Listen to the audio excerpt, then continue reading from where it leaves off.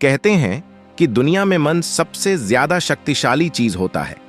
अगर किसी चीज को तुम पूरे मन से चाह लो तो तुम उसे हासिल कर सकते हो। यह मैं नहीं कहता, यह सभी महापुरुषों का कहना है। लेकिन अगर यह सत्य है, यह सच है, तो हम जो अपने मन से चाहते हैं वह हमें हासिल क्यों नहीं होता है? भाई, कोई भी इंसान अपने मन में तो दुख नहीं चाहेगा, लेकिन वो रहता तो दुखी है। हर इंसान अपने मन से तो कामयाब होना चाहता है, खूब पैसा कमाना चाहता है, लेकिन फिर भी वह कामयाब नहीं होता। भला ऐसा दुनिया में कौन इंसान होगा जो अपने मन में यह चाहेगा कि मैं नाकामयाब रहूं या मैं पैसा ना कमाऊं? सोचने की बात है। तो इसमें दो चीज निकलकर सामने आती है। या तो वह महापुरुष गलत थे जिन्होंने यह बात बोली कि मन से चाहे हुई चीज हासिल हो जाती है, या फिर हम गलत हैं। आज की पोस्ट में मैं जो कहानी बताने वाला हूं उसमें आपको एक ऐसा मंत्र मिलेगा। उसे समझने के बाद आपको एक ऐसा मंत्र का पता चलेगा जिससे आप यह समझ पाएंगे कि अपने मन से कोई भी चीज कैसे करवाई जाती है, मन में किसी भी बात का बीज कैसे बोया जाता है। यह इस कहानी से आपको अच्छी तरह से समझ में आ जाएगा, और इससे आप यह भी समझ पाएंगे कि आकर्षण का नियम, लॉ ऑफ अट्रैक्शन, कैसे काम करता है। कहानी छोटी सी है लेकिन बहुत ही गहरी है। इस पोस्ट को पूरा लास्ट तक पढ़ना, तो ही आप अच्छे से इस कहानी का पूरा लाभ ले पाएंगे। तो चलिए कहानी शुरू करता हूं और समझते हैं कि मन का मंत्र। एक बार की बात है, एक आदमी के जीवन में सिर्फ दुख ही दुख थे। वह जो भी काम करता उस बेचारे का वह काम पूरा ही नहीं होता। घर में आता तो घर में क्लेश बना रहता। किसी से कोई मदद मांगता तो कोई उसकी मदद नहीं करता। ऐसा लगता था कि चारों तरफ से उसके ऊपर दुख का पहाड़ टूट पड़ा है। उसे समझ नहीं आ रहा था कि मैं इन दुखों से कैसे पार पाऊं। वह दिन रात यही सोचता रहता था कि अपने दुखों से छुटकारा कैसे पाना है। इसी कारण से वह रात में सो भी नहीं पाता था। उसकी आंखों के नीचे बड़े बड़े काले घेरे बन गए थे, जो इस बात का प्रतीक थे कि वह आदमी कितना दुखी है और कितना चिंतित है। कभी कभी तो उसके मन में आत्महत्या करने के भी ख्याल आते थे, लेकिन अपने परिवार की चिंता करके वह यह कदम नहीं उठा पाता। वह इतना दुखी हो गया कि उसने निर्णय किया कि वह इन दुखों से छुटकारा पाकर ही रहेगा। इसके लिए चाहे उसे कितनी ही मेहनत करनी पड़े, कुछ भी करना पड़े, चाहे अंगारों पर चलना पड़े, लेकिन इन दुखों से छुटकारा हासिल करके रहेगा। ऐसे ही एक दिन उसने अपने मित्र से पूछा कि मैं अपने जीवन को कैसे सुधारें। उसके मित्र ने उसे बताया कि तुम किसी बाबा के पास जाओ। बाबाओं के पास ऐसा मंत्र होता है जिससे सारे दुख मिट जाते हैं, जीवन खुशियों से भर जाता है और धन संपदा भी हासिल होती है। तुम किसी ऐसे बाबा को ढूंढ लो, बस तुम्हारा काम बन जाएगा। उस आदमी के मन में यह बात पूरी तरह से पक्की बैठ गई कि कोई बाबा ही मेरा दुख दूर कर सकता है, और इसीलिए उसे किसी भी बाबा के बारे में पता चलता तो वह उस बाबा के पास पहुंच जाता। उस बाबा को अपनी समस्या बताता और उससे उसका समाधान पूछता और कहता कि बाबा, मैं कुछ भी करने के लिए तैयार हूं, लेकिन मेरी इन समस्याओं से मुझे छुटकारा दिला दीजिए। आप जो कहेंगे मैं वह करूंगा, लेकिन मेरे जीवन को सुधार दीजिए। बाबा उसे कुछ टोने टोटके बताते थे करने के लिए, और बदले में दान दक्षिणा ले लेते थे कि यह टोना टोटका करने के बाद तुम्हारे घर में सुख शांति बनी रहेगी। बस इस टोटके को पूरी विधि के साथ करना। वह आदमी घर लौटकर पूरी विधि के साथ टोने टोटके करने लगा, लेकिन बहुत टोने टोटके करने के बाद भी उसके जीवन में कुछ बदलाव नहीं आया। इसके विपरीत उसका जीवन और ज्यादा दुखी हो गया। जो भी बाबा उसे टोना टोटका देता था वह बदले में उससे दान दक्षिणा लेता था, जिससे उसका धन भी धीरे धीरे खत्म हो रहा था। इससे उसके जीवन में दुख और ज्यादा बढ़ गया। तब उसे लगा कि बाबाओं के पास जाने से तो मेरे जीवन में दुख कम होने की वजह बढ़ते ही जा रहे हैं, तो मुझे क्या करना चाहिए? बाबाओं के पास जाऊं या ना जाऊं? फिर एक दिन एक आदमी ने उसे बताया कि तुम अपने घर में किसी पंडित को बुलाकर हवन करवा लो। हवन होगा, घर शुद्ध हो जाएगा, कोई भी बुरी ऊर्जा होगी घर में तो वह घर से बाहर चली जाएगी। किसी पंडित को बुलाकर पूरे विधि विधान उसे मंत्र उच्चारण कराओ, हवन कराओ, जिससे घर में सुख शांति आए। उस आदमी के मन में यह बात बैठ गई और उसने एक पंडित को अपने घर पर बुलाकर हवन करवा दिया। हवन अच्छी तरह से संपन्न हुआ। बदले में पंडित ने भी अच्छी दान दक्षिणा ली और उसके बाद वह वहां से विदा हो गया। लेकिन कुछ दिनों के बाद उस आदमी को महसूस हुआ कि उसके जीवन में अभी भी कोई बदलाव नहीं आया है। अब वह आदमी पूरी तरह से दुखी हो गया, परेशान हो गया। अब तो उसे लगने लगा था कि मेरे जीवन में से दुख कभी खत्म ही नहीं होंगे, और यही सोच सोच कर उस आदमी का बुरा हाल हो गया था।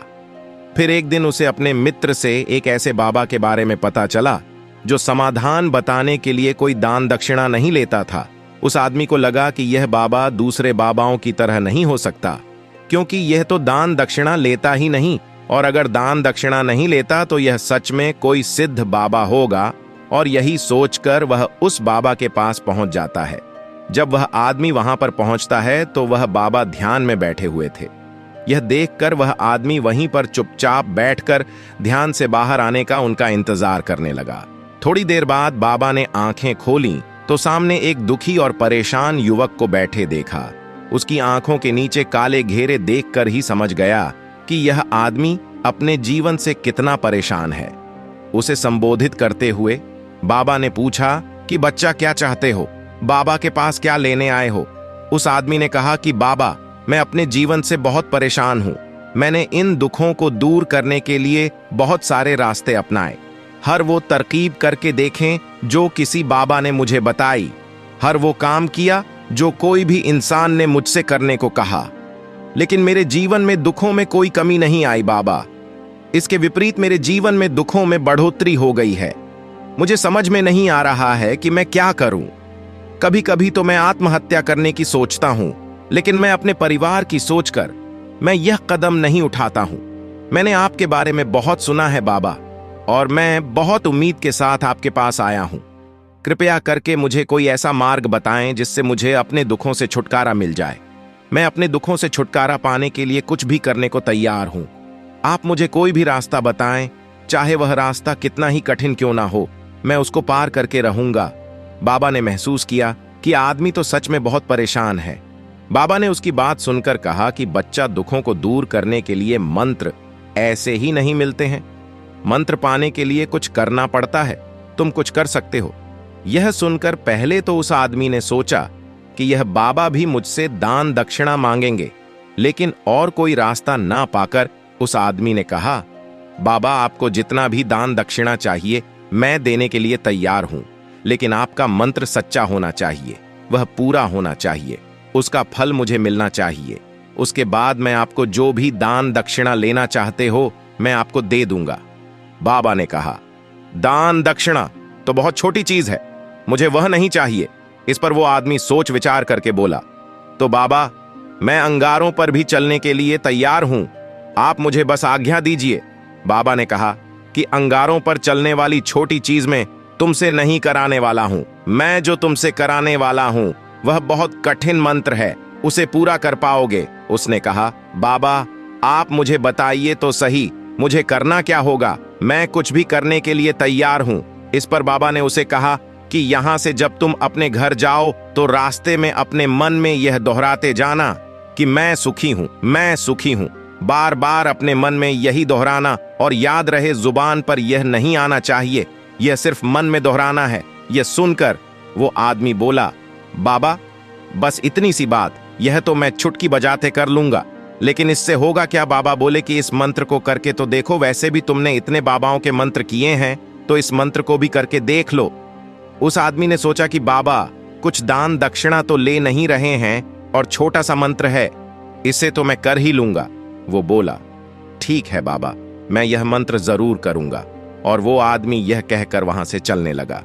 लेकिन जैसे ही वह चलने लगा, पीछे से बाबा ने बोला कि बच्चा, एक बात याद रखना, जब तुम यह मंत्र अपने मन में दोहराना तो तुम्हारे मन में बंदर के विचार नहीं आने चाहिए, बंदर का ख्याल भी नहीं आना चाहिए, तो ही यह मंत्र सिद्ध होगा। आदमी बोला, मुझे तो आज तक बंदर का कोई विचार नहीं आया, तो अब क्यों आएगा? आप चिंता मत करिए बाबा, मैं बस मन में यही दोहराऊंगा कि मैं सुखी हूं, मैं सुखी हूं। इसके अलावा बंदर का कोई भी विचार मेरे मन में नहीं आएगा। यह कहकर वह आदमी वहां से चल देता है। वह अपने मन में मैं सुखी हूं, मैं सुख ही हूं, यह दोहराता हुआ थोड़ी दूर ही चला था कि उसके मन में अचानक बंदर का ख्याल आ गया। बंदर का ख्याल एक बार आया और चला भी गया, लेकिन उस आदमी ने सोचा, आज तक तो मुझे बंदर का कोई भी विचार नहीं आया, यह आज बंदर का विचार क्यों आ गया? और ऐसे करके उसने उस बंदर के विचार को पकड़ लिया और यह भूल गया कि मुझे क्या मंत्र दोहराना है। और वह बंदर के बारे में सोचने लगा। जब थोड़ी देर बाद फिर से उसे होश आया तो वह फिर से अपना वही मंत्र दोहराने लगा जो बाबा ने उसे बताया था। मैं सुखी हूं, मैं सुखी हूं। लेकिन अचानक से उसे एक बंदर दिखाई दिया और यह देखकर फिर से उसके मन में बंदर का विचार उठ गया और यह देखकर वह इस विचार को बाहर फेंकना चाहता था और वह चाहता था कि मेरे अंदर किसी तरह से बंदर का विचार ना आए, लेकिन उसे तो सामने बंदर ही दिखाई दिया। ऐसे ही जद्दोजहद करते करते घर पर पहुंचा और घर पर पहुंचने के बाद अपनी पत्नी को कहा कि हे बंदरिया, मुझे खाने में बंदर परोस दो। और जब उसे एहसास हुआ कि उसने क्या बोल दिया तो वह अपने बाल नोचने लगा और दीवारों में सर मारने लगा कि आज तक मुझे बंदर का कोई भी विचार नहीं आया और आज मुझे यह क्या हो गया है कि मुझे हर जगह बंदर ही बंदर नजर आ रहे हैं। ये कैसी माया है। यही सोच सोचकर वह आदमी रात भर सो नहीं पाया। रात भर करवटें बदलते रहा और सुबह उठकर सीधे उसी बाबा के पास पहुंच गया और उसके चरणों में गिरकर कहा कि बाबा, पता नहीं क्या चमत्कार हो रहा है। आज तक मुझे बंदर का कोई विचार नहीं आया, लेकिन कल से जब से आपने मुझसे कहा कि बंदर का विचार नहीं आना चाहिए, तब से मुझे हर जगह बंदर ही बंदर नजर आ रहे हैं। उस आदमी ने कहा कि बाबा, मुझे तो आपके पीछे पेड़ पर बैठा बंदर केले खाते हुए दिखाई दे रहा है। ये हो क्या रहा है बाबा? ये सुनकर बाबा हंसने लगे। हाँ हाँ हाँ हाँ, बच्चा, मन का जाल एक ऐसा जाल है जिसे समझ पाना इतना आसान नहीं है। बंदर तो तुम्हारे रास्ते में पहले भी आते थे। जब तुम मेरे पास आए थे तो इन्हीं पेड़ों पर यह बंदर घूम रहे थे, लेकिन तब तुम्हारे ध्यान में यह बंदर नहीं था। तब तुम्हारे ध्यान में सिर्फ दुख थे। इसके बाद बाबा ने उसे बताया कि बच्चा, हम जिस चीज से भी दूर भागना चाहते हैं वही चीज हमारे मन में बहुत गहरे में प्रविष्ट हो जाती है और हमारे अंतर्मन में समा जाती है। असल में हम जिस चीज से छुटकारा पाना चाहते हैं उससे छुटकारा इसीलिए पाना चाहते हैं कि वह हमारे साथ बहुत गहरे से जुड़ी हुई है और हम जितना ही उससे छुटकारा पाना चाहते हैं वह उतनी ही गहरी हमारे मन में बैठती चली जाती है और आखिरकार हमारे अंतर्मन में छा जाती है। ऊपर से तो हम चाहते हैं सुखी होना कि मैं सुखी हूं, सुखी हूं। हमारे होंठ भी यही बोलते रहते हैं, लेकिन हमारे मन में दुख समाये होते हैं। हमारे विचारों में, हमारे मन में दुख ही दुख दिखाई देते हैं। इसीलिए अपनी जुबान से बार बार यह बोलने से कि मैं सुखी हूं, मैं सुखी हूं, हम सुखी नहीं होंगे जब तक यह मंत्र हमारे अंतर्मन में प्रविष्ट नहीं होगा। इस पर उस आदमी ने पूछा कि बाबा, लेकिन यह मंत्र हमारे अंतर्मन में प्रविष्ट कैसे होगा? यह सुनकर बाबा ने कहा कि बच्चा, अपने दुखों से लड़ना बंद कर दो।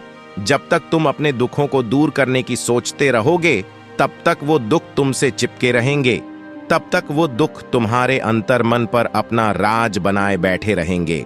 और जिस दिन तुम उन दुखों के बारे में सोचना ही छोड़ दोगे, उन दुखों से छुटकारा ही नहीं पाना चाहोगे, उसी दिन से तुम्हारे जिंदगी से दुख गायब हो जाएंगे।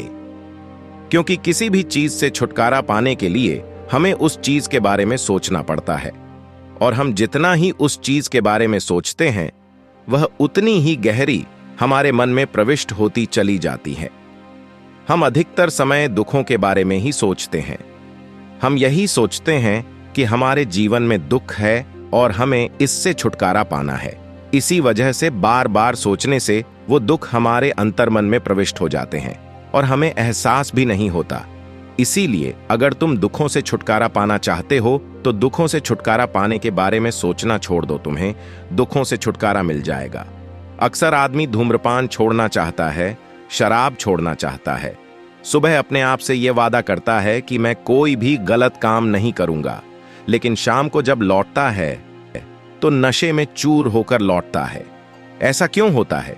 जो हम सोच रहे हैं वह पूरा कर ही नहीं पा रहे हैं। असल में हम उस चीज को बहुत ज्यादा तवज्जो दे रहे हैं, उस चीज को बहुत ज्यादा अहमियत दे रहे हैं। जब भी हम उस चीज को छोड़ने के बारे में सोचते हैं तो हम उसकी इंपॉर्टेंस यानी कि विशेषता और ज्यादा बढ़ा देते हैं।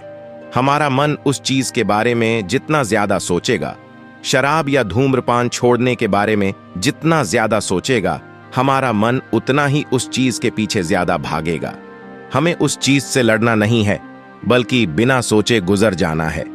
और अगर हम इस मंत्र को समझ लेते हैं तो हम अपने जीवन में जो भी पाना चाहते हैं उसे अपने अंतर्मन में डाल सकते हैं। और एक बार वो लक्ष्य हमारे अंतर्मन में बैठ जाता है तो फिर सफलता पाने में कोई समस्या नहीं आती, कोई दिक्कत नहीं आती। तो दोस्तों, कैसी लगी आपको ये कहानी?